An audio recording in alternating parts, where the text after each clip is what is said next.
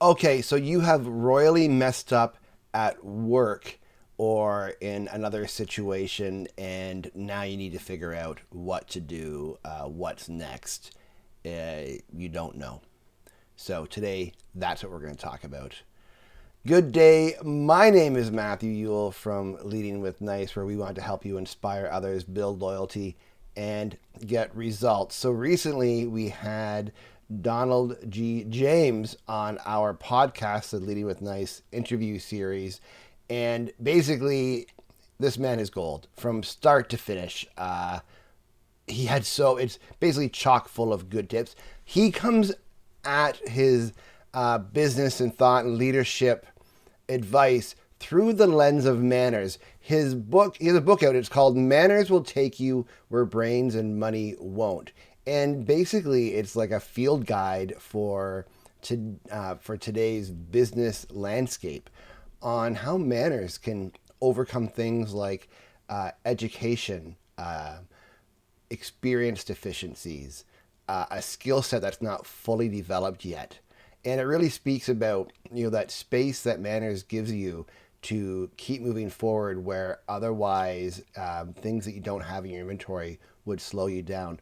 But what I want to speak about in this video is just one set of tips that Donald shared that, oh man, I fully believe this, and I don't do it perfectly, and it's going to be a process to learn because, first of all, hopefully it doesn't happen that often, and second of all, it's not easy. And basically, it's what do you do when you've messed up and you're getting called on the carpet for it?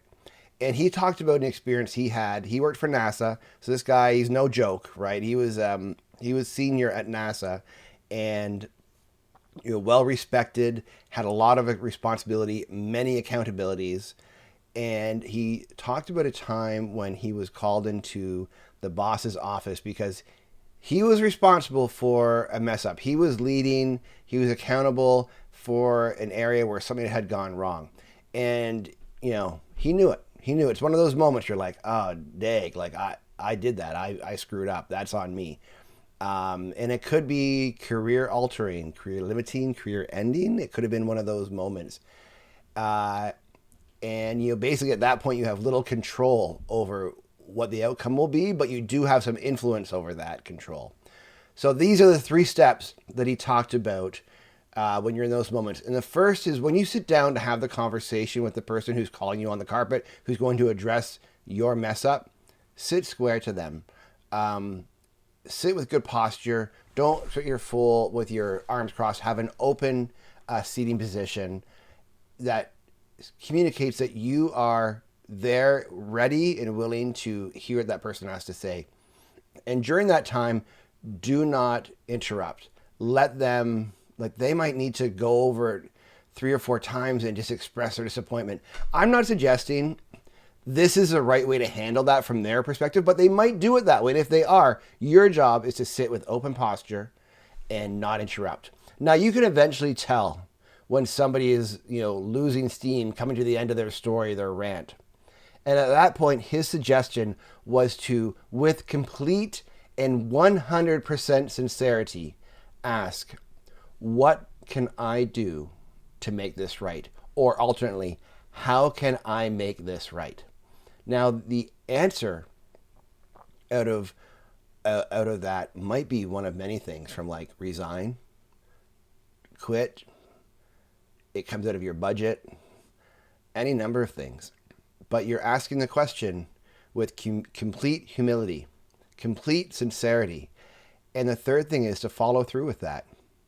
You've asked a question, how can I make it right? You need to be prepared to do that thing. It might cost you personally, professionally, economically, but if you are genuinely interested in repairing what you have caused, then that is the right approach for it. Now, you'll notice in this, there is no point where Donald is recommending that you explain the story.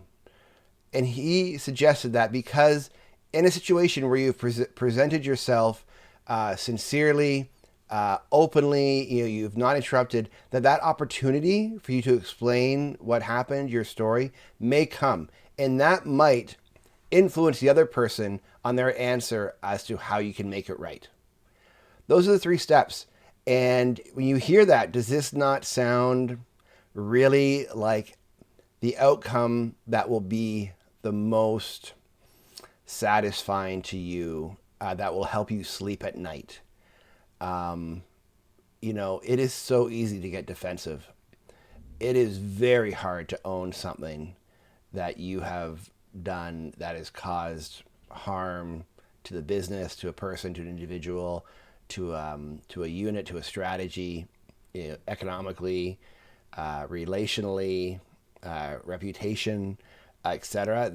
That is very hard to do, and it's not fun, and it's easy to make excuses. But the point is, when they ask for that, if you're presented with the opportunity to share the story, tell the story of how it happened. Do not make excuses. So bonus tip. That's the 4th kind of bonus step.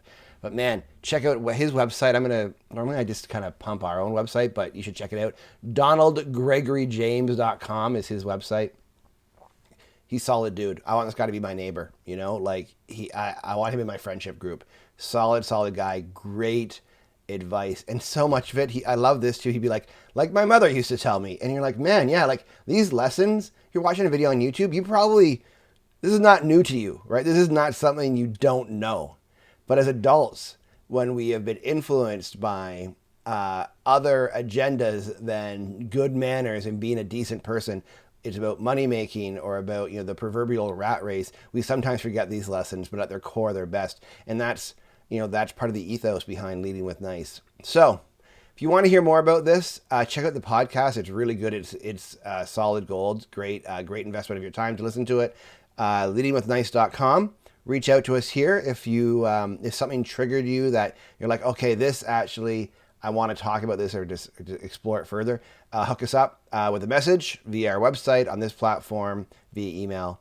We'd love to talk to you further about it. Until the next time, I hope you have a great day. And yeah, man, thanks so much for just spending a few minutes with me here in this video. I'll talk to you again soon.